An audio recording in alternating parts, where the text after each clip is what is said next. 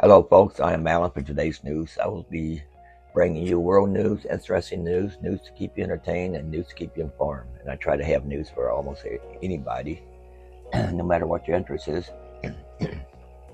But yesterday I made my news, and I forgot to put a time on it, so I put it out late. So hopefully you see it. First thing I got for you from KMOV4 out of St. Louis. $150 million worth of meth found in maple syrup containers.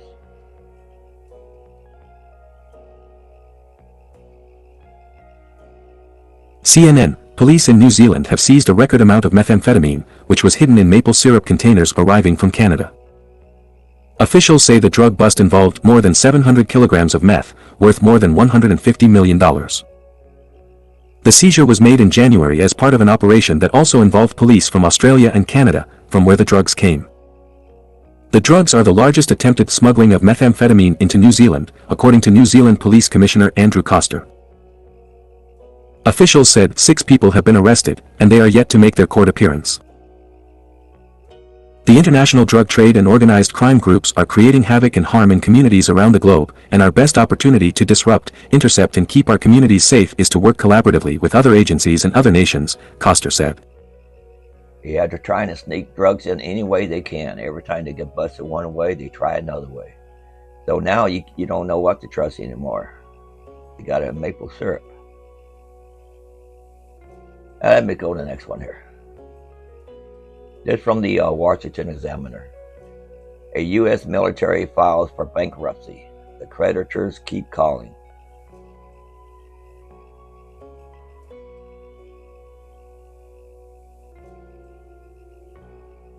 Across the armed forces, service leaders continue to tout a military getting smaller and older as necessary to free up funds for other priorities. But on their paths to emerging fleets and inventories of 2025, one short fiscal year from now, essentially, the military is hitting the iceberg of bankruptcy before the vaunted future ever arrives fielded and at scale. The Navy is simply too small and unready to meet daily global demands for forces, much less confront challenges posed by China. Air Force leaders are telling combatant commanders they need to ask for less air power in the give and take of supply versus worldwide demand. The Marine Corps Commandant has stated bluntly that his service is basically out of the crisis response business, too small and lacking amphibs to respond to Allied earthquake victims, train outside of bases in Asia, and help evacuate America's embassy in Sudan. So-called divest to invest was always overly risky given the gap in combat power it creates while awaiting replacement or next-generation capabilities.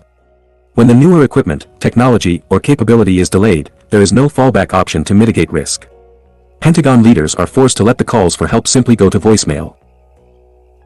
But there was never any evidence to support the overly optimistic assumption that the Pentagon's Soviet-style acquisition system was going to deliver promised capability on time and in adequate numbers. The list of delayed weapons and equipment just keeps piling up. While the Air Force struggles with pilot recruiting, training and retention, the service just got another dose of bad news. The new trainer aircraft, Boeing's T-7A, has faced another delay. This will postpone its deployment until 2027, 3 years later than initially planned. It's not just the trainers either. Production of the F-15EX, the next-generation counterpart of the venerable F-15, has also slowed, resulting in uncertain delivery timelines. The Air Force's new intercontinental ballistic missile to replace the aging Minuteman III, the LGM-35A Sentinel, has just seen its initial capability ready date moved back a year from 2029 to 2030. The program is crucial to modernizing the nuclear triad, but has fallen victim to staffing shortfalls, clearance delays, tech challenges, and supply chain disruptions. Okay, and there's more to read on that, not a whole lot more, if you want to read the rest of it. So, we may not be combat ready, huh? Is that what they're saying? Can't pay our the military filing for bankruptcy. Let's go to the next one. This from the Drive. Ukraine's armor appears to have a Russian attack helicopter problem.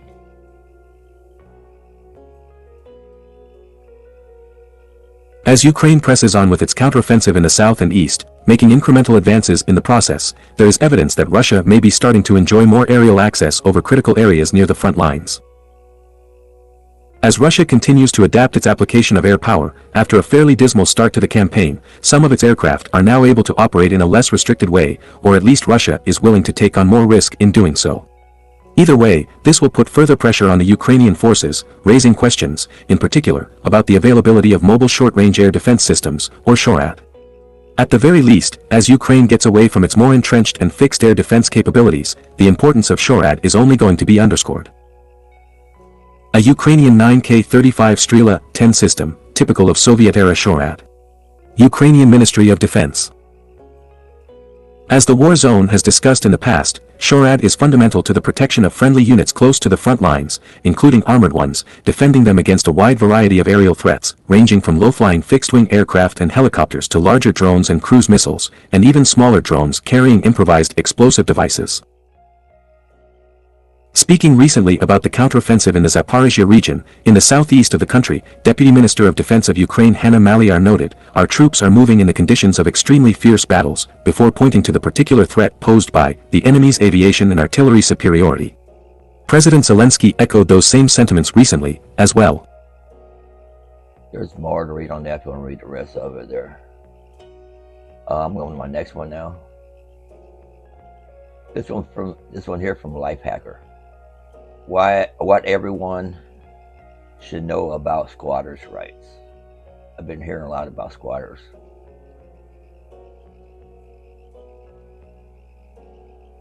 Rents keep going up and houses are expensive, and so-called starter homes are no longer being built, leaving many people feeling a little desperate. One of the strangest aspects of the current housing crisis is the fact that there are about 16 million vacant homes across the country, houses and apartments with no one living in them.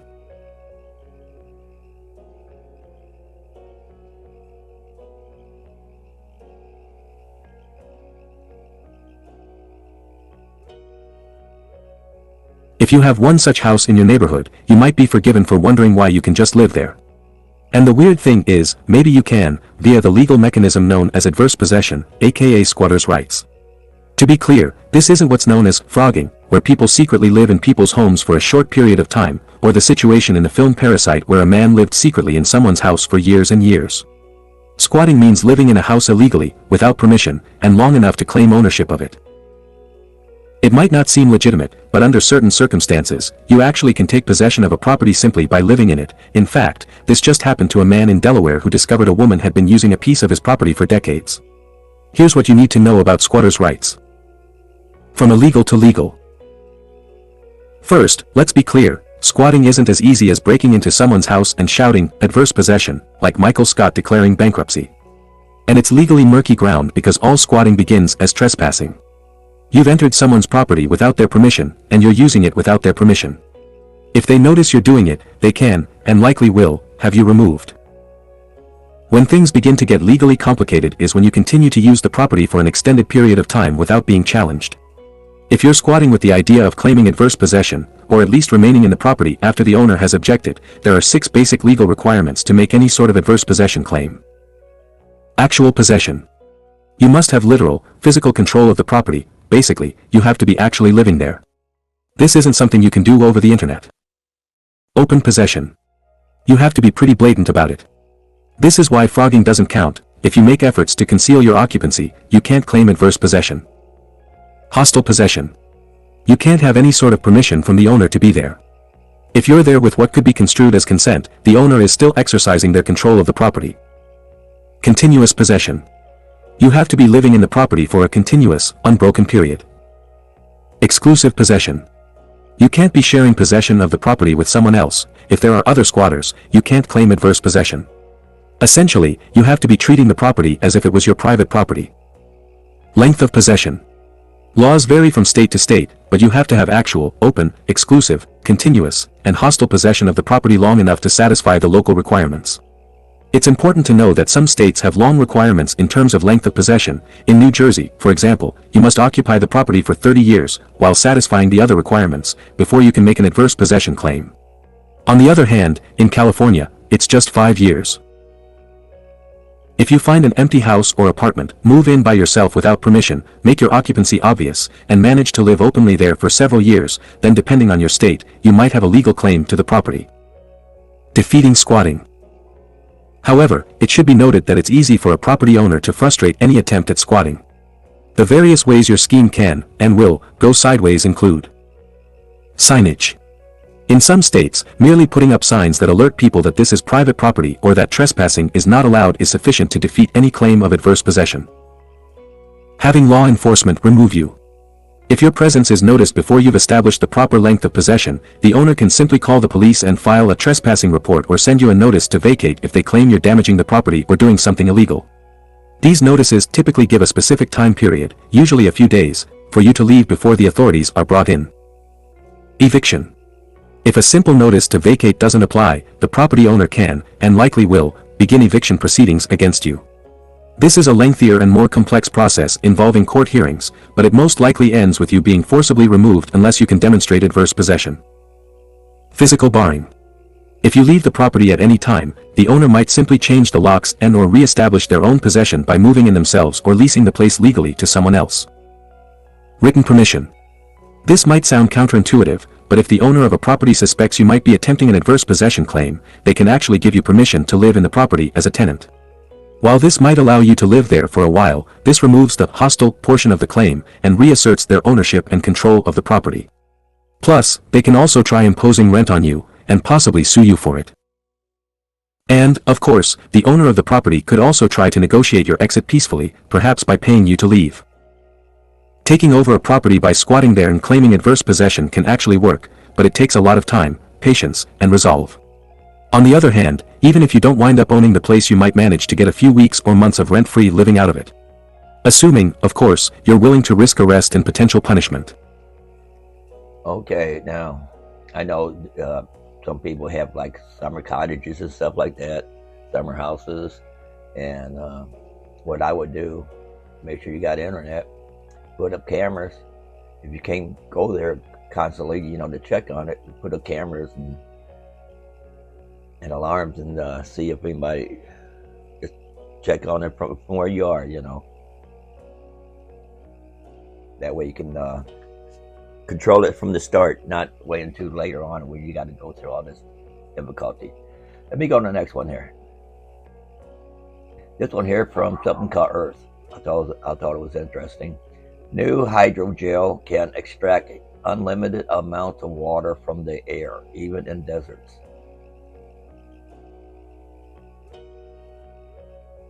Researchers at the Massachusetts Institute of Technology, MIT, have developed a superabsorbent hydrogel material capable of absorbing moisture and extracting water from the air. This groundbreaking material could be a game changer, particularly in desert and drought-prone regions. The material is able to swell as it absorbs water vapor, allowing it to continuously draw in moisture even under dry conditions of 30% relative humidity. Remarkably, it does this without any leakage. After the water is absorbed, it can be heated, condensed, and collected as ultrapure water. Supercharged hydrogel is the secret sauce. What's the secret behind this new material's extraordinary absorbency? The material is a hydrogel, a naturally absorbent substance used in products such as disposable diapers. The team of engineers supercharged the hydrogel's moisture-absorbing capabilities by infusing it with lithium chloride, a salt known for its desiccating power. In earlier studies, there was a limit to how much salt could be infused into the hydrogel. This MIT team, however, was able to exceed that limit, achieving unprecedented levels of moisture absorption even in extremely dry environments. Carlos Diaz-Marin is a mechanical engineering graduate student at MIT and member of the Device Research Lab. He said, "We've been application agnostic, in the sense that we mostly focus on the fundamental properties of the material. But now we are exploring widely different problems like how to make air conditioning more efficient and how you can harvest water. This material, because of its low cost and high performance, has so much potential." Hydrogel can be produced quickly and in massive amounts. If it can be manufactured quickly and on a large scale, this superabsorbent hydrogel could be used as a passive water harvester. Additionally, it could also be integrated into air conditioning units to save energy by dehumidifying the air. The MIT team sought to improve hydrogel's moisture-absorbing abilities, particularly from the air. They found that salts like lithium chloride were efficient at absorbing moisture and decided to combine the two. Gustav Greber, who was a member of the MIT team and is now a principal investigator at Humboldt University in Berlin, said, "The hydrogel can store a lot of water, and the salt can capture a lot of vapor. So it's intuitive that you'd want to combine the two." Okay, and there's more to read on this, how the hydrogel was created. Material used in diapers was the spark of creating the hydrogel. Getting getting from diapers to a groundbreaking hydrogel material, and so on and so on. There's a lot to read on it, and I don't know. Using diapers, I wouldn't want to be drinking that. Anyway, let me go to the next one here. This is from 1945. F-351 Adir, the most powerful fighter on Earth, not in the U.S. Air Force.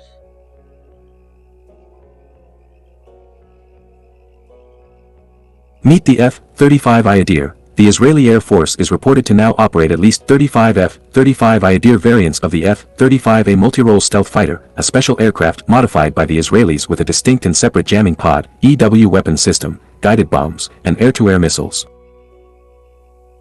Unlike all of the other F-35 allied nations who now operate or are acquiring F-35As, Israel has made special efforts to engineer its own indigenously produced weapons and technology into its F-35s.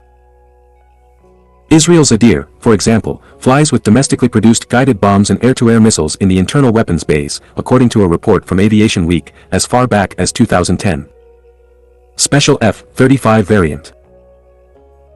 There are several possible reasons for this, as the US and Allied produced F-35 is certainly engineered with a cutting-edge, capable suite of EW weaponry. Perhaps there are some proprietary Israeli-based EW technologies that inspired the Israeli Air Force to integrate its own system and weaponry. A tailored EW system might make sense for Israel, given the nature of the threats it might be likely to face. For example, many of Israel's regional threats such as Iran or militant groups such as Hamas and Hezbollah would of course not present an air threat to Israel in terms of aircraft. An F-35 armed Israeli Air Force would not need to fight for air supremacy against regional threats, however, it would likely benefit greatly from advanced EW sufficient to jam the electronics and guidance systems of any ground-fired anti-aircraft weapons. And there's more to read on this. You want to read the rest of it? Yeah, we're not going to be a superpower no more. U.S. is falling behind everybody else. Next one here is from the Coup Down. Ford's new SUV is being compared to a personal bullet train, and it could give Elon Musk a run for his money. I thought that was interesting. Ford Motor Company is attempting to make more waves in the electric vehicle, EV, space. The company's CEO, Jim Farley, and Chief Officer of EVs and Digital Systems, Doug Field, recently teased out some details of the company's newest car, a battery electric SUV with 3 rows of seating, during presentations at Ford Investor Day. Among those details is a 350-mile range with only a 100 kilowatt-hour battery pack. That's a much smaller battery size than would normally have been required for an electric Ford SUV of that size, according to CarScoops. To accommodate, Ford is making this SUV lighter, with less rolling resistance in the tires. The Ford higher-ups are describing the new SUV, which doesn't yet have a name and is set to be released in 2025, as a personal bullet train, CarScoops reported. Presumably, this is a reference to the car being fast and also fitting a lot of passengers, 7 seats in total. Ford recently announced that it would begin construction on a Michigan factory that would produce lithium iron phosphate batteries, a cheaper and more sustainable alternative to lithium-ion batteries, signaling the company's enthusiasm to continue to grow its EV line. Some EV enthusiasts believe that the excitement generated by the new SUV could be bad news for the current market leader, Tesla. "You can't dismiss the threat," wrote one EV enthusiast, commenting on the story on Teslarati, a Tesla fan site. "Ford is going full energy. They announced the next-gen truck, even when Lightning is just in its first year." Farley is transparent about how behind he is, as he wants to catch up. Tesla has been weak in releasing multiple products. They are, in effect, still building factories across the world. "This is why Tesla is in a race against time," replied another. "If they want to be more than a boutique manufacturer, they need to grow and have the product/factories/infrastructure in place when everyone catches up." Okay, and that's all I got on that one there. What worries me, though, is the lithium-ion batteries, the batteries that explodes, overheats and explodes. I think Ford is going to be in trouble than what they think. Let me go to the next one here. This from House Digest. Here's why your lawnmower keeps dying before it barely started.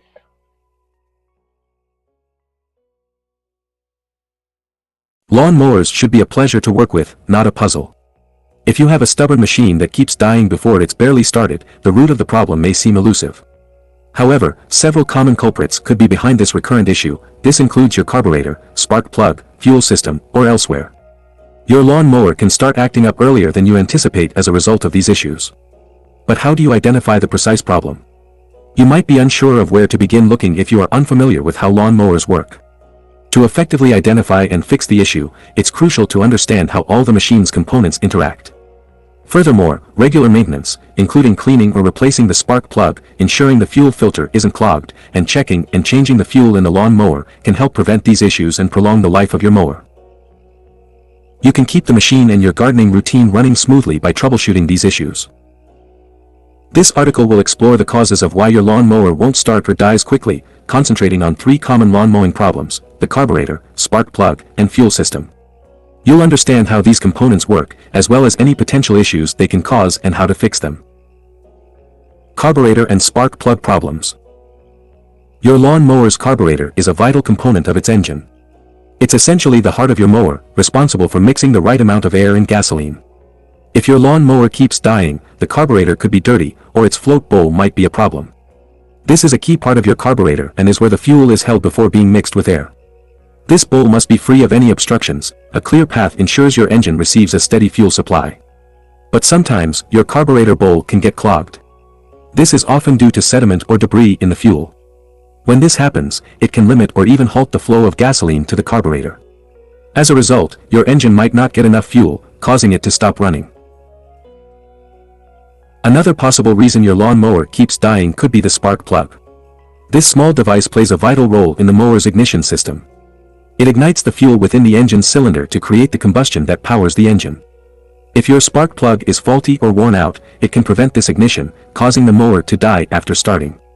A dirty spark plug might also be the cause of the problem. Over time, carbon deposits can build up on the spark plug, preventing it from creating a sufficient spark. Regular cleaning can keep your spark plug in good condition and your mower running smoothly. The fuel system. Your lawn mower's fuel system is also a crucial part of its operation. It feeds the engine the fuel it needs to function. A problem within this system can hinder the lawn mower's performance or even prevent it from running. Old or contaminated fuel is a common cause of lawn mower problems. If your mower has been sitting idle with gas in its tank during the off-season, this gas can degrade and cause issues. Gasoline is not designed to be stored for long periods without a stabilizer. Old gas can gum up the carburetor. Before you start your mower for the first time in the season, consider emptying your lawn mower's old fuel and filling the tank with fresh gas. The fuel filter might also be the culprit. It keeps dirt and debris from the fuel out of the engine. Over time, the fuel filter can become clogged with these particles, restricting the flow of fuel to the engine. A clogged fuel filter can cause your lawn mower to die shortly after starting. Regularly checking and replacing your fuel filter can prevent this issue and help your lawn mower last longer. And that's all I got on that one there. I hope this article helped you. What I say that at the end of the season, change your oil, check your air filter, replace that or clean that if possible, and run the engine until your gas tank runs completely dry. That way you won't have no gas problems. I also put stabilizer in my gas can, because that usually sets over winter. And at the beginning, check your spark plugs, in your air filter if you haven't done that at the end of the season. And you shouldn't have any problem. And let me go to the next one here. This one here from Washington Examiner. Natural gas bans aren't about your health.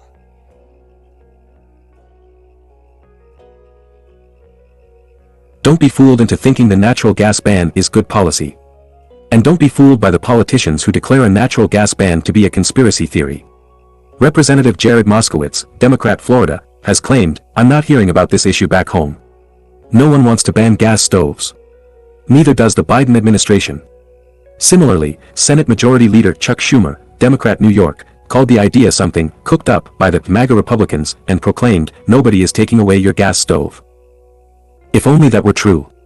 In fact, just weeks after he made those remarks, New York became the first state in the nation to, you guessed it, ban natural gas stoves and furnaces in new buildings. Legislators want you to believe that these bans are just another conspiracy theory. But in fact, over the last several years, municipalities large and small have been instituting prohibitions and restrictions. While New York State is the first to pass a natural gas ban, in 2019, Berkeley, California, was the first city to institute a residential natural gas ban. Since then, local governments have introduced legislation and ordinances to address the use of natural gas in buildings. From bans of natural gas hookups to aggressive energy codes, these bans can take many different forms. Why the controversy? Your gas stove has become the latest battlefield for climate activists as part of a broader campaign to eliminate gas appliances in your home. They're pushing these bans in service of their self-righteous quest to reach net zero emissions. Commercial and residential buildings account for about 13% of heat-trapping emissions, mainly from the use of gas appliances. So instead of debating the costs and benefits so people can make the right choice for themselves, liberals prefer outright bans no matter the cost, resorting to paternalistic, ham-fisted policies ostensibly to protect health. But health isn't the primary concern for these activists. For example, there are ways to reduce health risks from gas stoves, such as using a range hood that vents outside. There is, however, no effort to require these vents. Instead, the intent of those supporting these policies is obvious. Bans to mitigate concerns around health are just a convenient means to an end. The real goal of these bans is to electrify our homes and buildings, full stop. But so far, gaining buy-in with voters has been problematic because not everyone is convinced that beneficial electrification is actually beneficial. This is why politicians have resorted to outright bans, even though it will come at a significant cost to taxpayers and homeowners. The Biden administration has decided to subsidize electrification through tax credits and rebates heavily. But we can't subsidize everyone and everything in the name of the latest liberal trend. And while new buildings have been the initial target of these policies, that is certainly not the end point. In order to reach aggressive climate goals, the retrofitting of all buildings will need to be addressed. Some estimates put the cost at $10 trillion. Make no mistake. The natural gas ban is not about your health. It's just another effort to prioritize an aggressive climate agenda over all other issues affecting the public. Big government has no problem coming into your home and making broad mandates instead of allowing you to make decisions for yourself. Politicians should stay out of our kitchens and instead cook up ways to address the plethora of other real problems facing our nation. And I agree. There's another link here. If you go to my description box and click on this link, it says click here to read more from Restoring America. Anyway, this is all about control. Government wants to control you. You have no freedom no more. Your freedom was lost. Yeah, we're not free America no more. They just want money. They're money hungry. You know, these politicians, they make a lot of money. And they just try to put more on you so they can collect more money from you. We got to do something with these politicians in the White House. Let's go to the next one here. This is from the family handyman. Do electric cars have transmissions? I always wondered that. You got to have some kind of transmission. The simple answer is, yes, electric vehicles, EV, have a transmission. But it's nothing like the ones found in internal combustion engines, ICE, which have powered cars for the last 100 years. A few years ago, a coworker asked if I'd like to take a spin in his new EV, knowing I wasn't a fan of them. The ride was much rougher than expected, especially when cornering. However, I was surprised and impressed by the sleek appointments and flawless acceleration, while anticipating harsh transmission upshifts that never came. When I asked what kind of transmission the car had, the answer was even more shocking: a single-speed gearbox. How is that even possible? Here's what you need to know. What does a transmission do? A transmission transfers an engine's rotating power to the wheels. Your car won't move without one. Technically, anything that transmits power from one part to drive or turn another, whether a washing machine, bicycle, or car, is considered a transmission. Types of transmissions. All traditional vehicle transmissions do the same thing but in different ways. Here are the most common transmissions found in ICE cars and trucks today. Manual transmission. Shifting gears on this kind requires the driver to depress the clutch pedal, disengaging the engine from the transmission. The driver then uses the gear shifter to physically move gear sets inside the transmission. Automatic transmission. Once you put your vehicle in drive, pressurized automatic transmission fluid travels through a network of channels that, depending on engine load and gear selection, locks and unlocks gear sets. This makes shifting automatic, hence the name. Automated manual transmission. An automated manual also uses a mechanical clutch. Electronic, pneumatic or hydraulic control buttons allow for fully automatic or manual shifting, using the gear shifter or steering wheel mounted shift paddles. Developed for racing cars, shift paddles allow drivers to shift gears in electrically controlled transmissions without engaging the clutch. Continuously variable transmission, CVT. This employs belts, pulleys and sensors in place of gears. It produces an almost limitless number of seamless shifts without pausing for gear changes, affording smooth acceleration and enhanced fuel economy. How does an EV transmission work differently than an internal combustion engine transmission? EVs use a one-gear, one-speed transmission to transfer all the motor's power directly to the wheels. ICE use multi-gear, multi-speed transmissions. Modern multi-gear transmissions can produce up to 10 gear speeds, ratios. How does an EV operate on only one gear? First, it's all about how quickly an EV's motor can quickly reach full power, torque, from 0 revolutions per minute, RPM. This is known as instant torque. It's the reason EVs require dedicated tires. Second, single-gear EV transmission ratios are precisely calculated for each vehicle to increase electric motor efficiency and transmit just the right amount of power from the motor to the wheels. Multiple speed transmissions help an ICE vehicle reach peak performance over time and distance. An EV can achieve full power almost instantaneously through a single gear. Without differential gears, software regulates electric motor and wheel speeds, allowing each to rotate at different speeds when turning. Also, an ICE motor spins only in one direction and needs a transmission to go into reverse. An EV motor spins in both directions, so it needs only one gear. Placing the car into reverse spins the motors in the opposite direction from drive, allowing you to move backward. In theory, having a single gear and being in high gear, an EV can travel as fast in reverse as it can in drive, but don't try this. This isn't possible with a traditional ICE/transmission pairing because reverse is the same as low gear. Eliminating gear shifting results in a smoother, quicker and quieter acceleration. And with only one gear, EVs convert more than 77% of energy that charges their batteries to power at the wheels. ICE vehicles convert about 12% of the energy stored in gasoline. Okay, and that's all I got on that one there. So if you got an EV, don't just put in reverse and hit the pedal, the accelerator pedal, because you're going to go as fast as you go forward in reverse. Anyway, let me go to my next one. This from the cool down. Fisker just revealed the staggering range of its new luxury electric car, the electric SUV with the longest range available.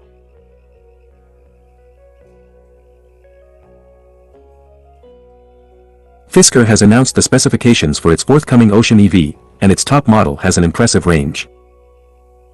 Fisker revealed that the highest-level models of the Ocean EV, the Fisker Ocean Extreme and the Fisker Ocean One, will have a range of around 360 miles on a single charge, according to the company's website.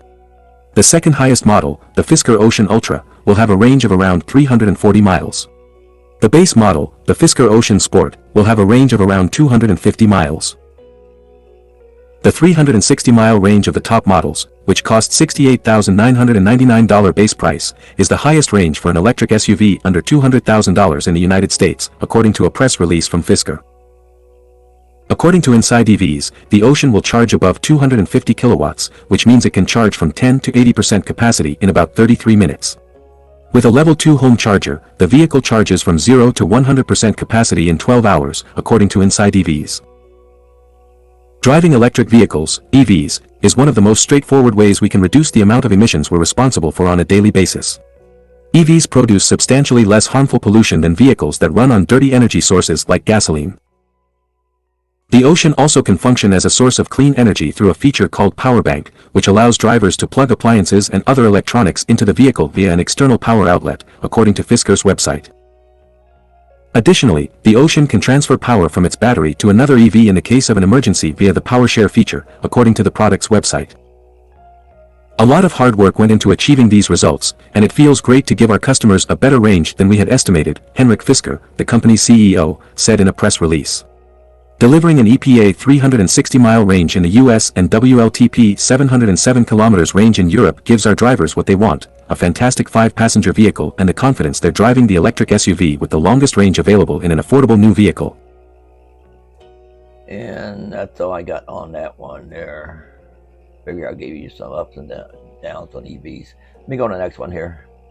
This from Fortune. America's largest inflation wave is all about corporations using excuses and covered to increase profits, says top UBS economist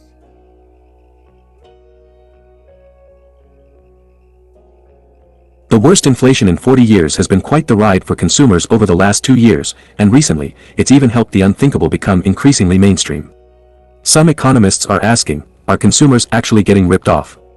This once fringe economic hypothesis has captured headlines more and more this year amid persistent inflation, even if it usually goes by another name.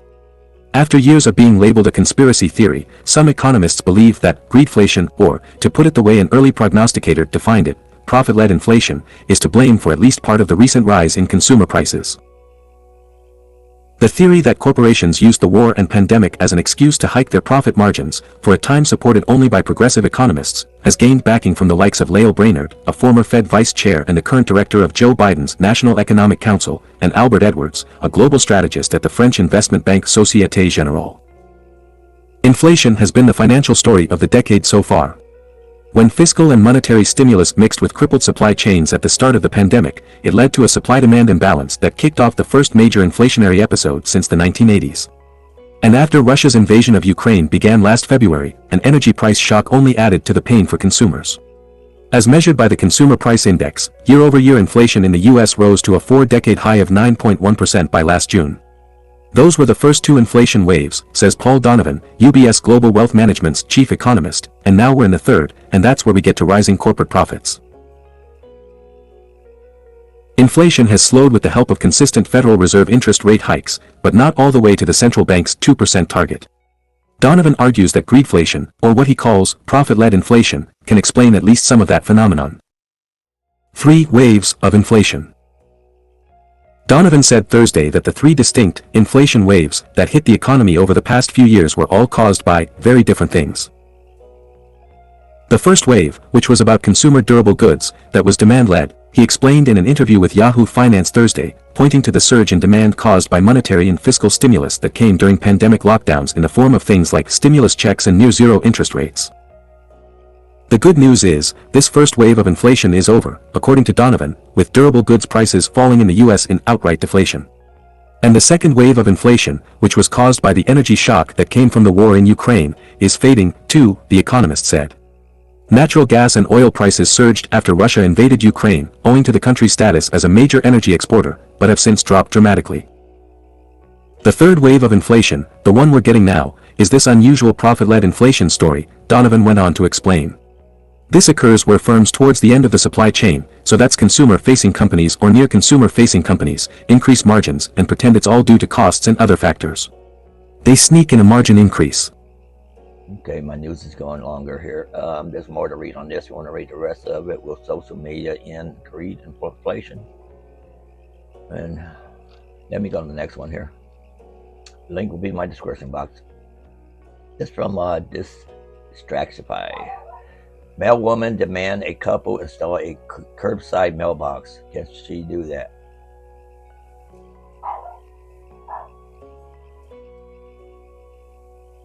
Think of all the times that the weather was really bad, but you still got your mail that day.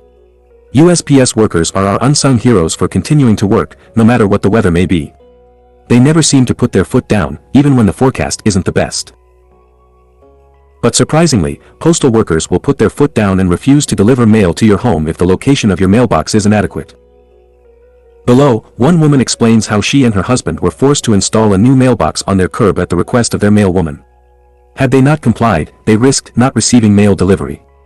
Keep reading as we unpack this unique situation. Woman says mailwoman refused to deliver mail to home because of the mailbox's location.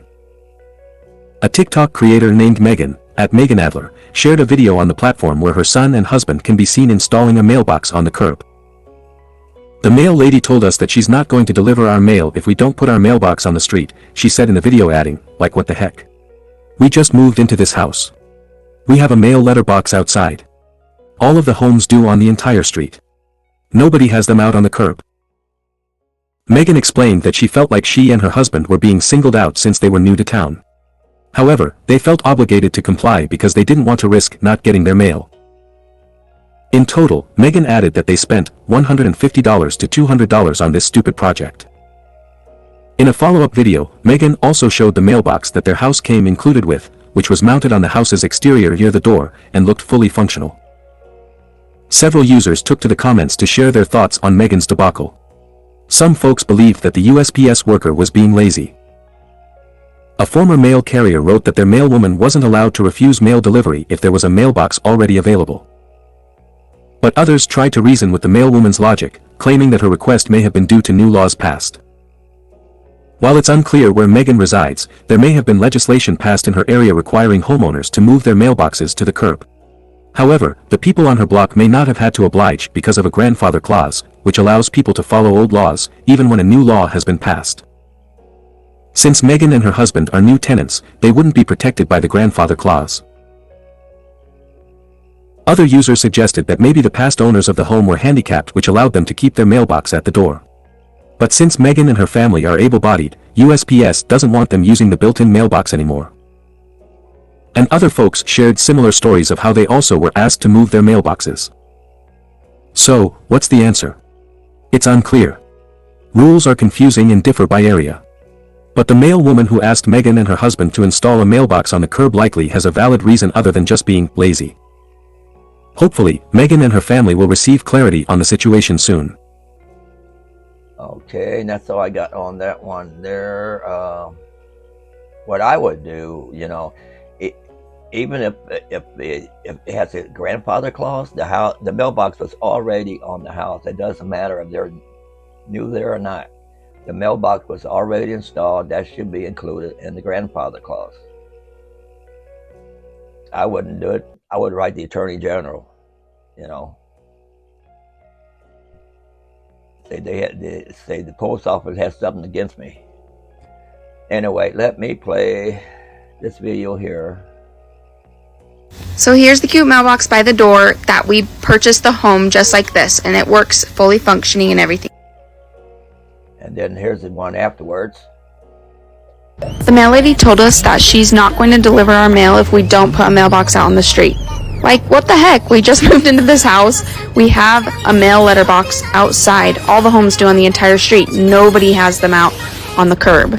We totally feel like we're being singled out here because we just moved in, but we also equally want our mail to be delivered. So here we are installing a mailbox and spending about $150 to $200 on this stupid project.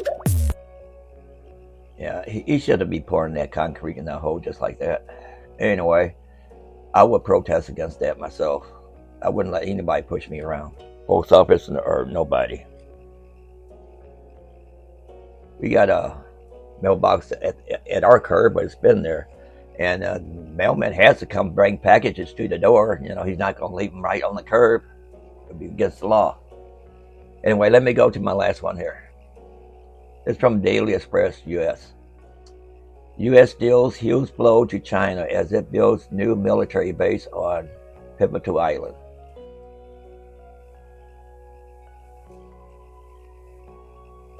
A new security deal will see the U.S. station troops and warships in Papua New Guinea, PNG, adding a pivotal force to take on China should tensions over Taiwan spiral into conflict. The 15-year pact adds the country to a growing list of alliances in the region with the aim of hemming in Beijing's influence. Last month, Secretary of State Antony Blinken signed the deal in Port Moresby, the capital of the nearly 180,000 square mile country in the South Pacific. Sitting just north of Australia, it could offer the military a crucial staging ground in a potential fight against China. We're deeply invested in the Indo-Pacific because our planet's future is being written here, Blinken said at the deal's signing.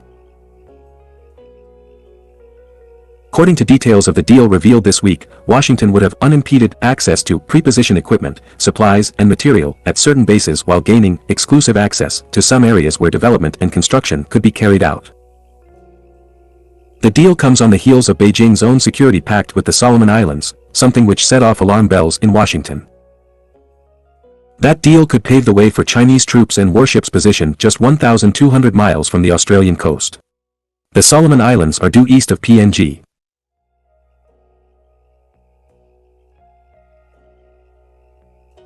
Other Asia-Pacific nations have been opening their doors to Washington following increased tension with China, particularly over territorial disputes in the South China Sea. The Philippines gave the U.S. the go-ahead to expand military access to the north and west to face potential flashpoints there. Meanwhile, the U.S. has begun talks with Japan about having Tokyo host a new multifunction army unit that would handle long-range strikes, air defense, intelligence, cyber warfare, electronic warfare, and logistics support, according to reporting by Nikkei Asia. James Marape, PNG's prime minister, said the deal secures our national interests in becoming a robust economy in this part of the world. However, he faces growing domestic opposition that the deal could drag the island nation into a potential war between the US and China. Former PNG Prime Minister Peter O'Neill slammed the deal, saying, "America is doing it for the protection of their own national interest. We all understand the geopolitics happening within our region." And so you see Australia here, the Philippines right here, and China's right there, Taiwan there. Oh. Anyway, I hope I got something for everybody. And don't forget to like, subscribe, at least come back once in a while. And until next time, thanks for watching.